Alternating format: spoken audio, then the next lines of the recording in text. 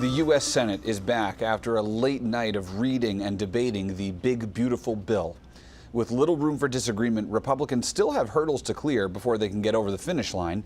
NBC's Vaughn Hilliard reports from Washington. The motion is agreed to. As Senate Democrats try to slow down the process, offering amendment after amendment to President Trump's signature tax cuts and spending bill, Senate Republicans are still confident they will be successful. It's a beautiful day for the big, beautiful bill. We're going to pass this thing. Republicans can have only 3 members vote no and still pass the bill. Democrats are sharpening their attacks. When Donald Trump says this bill won't cut Medicaid, he's lying. When he says this bill will grow the economy, he's lying. The bill extends Trump's 2017 tax cuts, cuts Medicaid and food stamps, and increases spending for the military and border security. The nonpartisan Congressional Budget Office estimates it will increase the deficit by more than $3 trillion and cause more than 11 million people to lose their health insurance.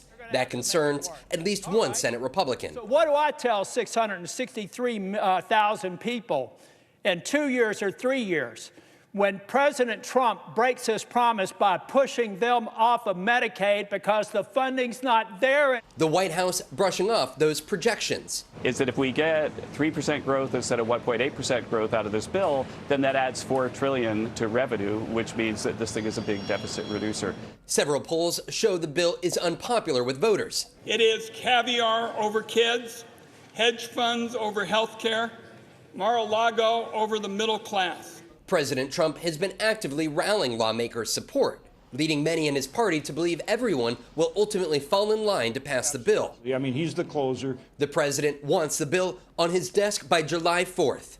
A final Senate vote could come tonight, but before the president's so-called big, beautiful bill becomes law, the U.S. House must first pass the Senate version without any changes before it ultimately gets to the president's desk.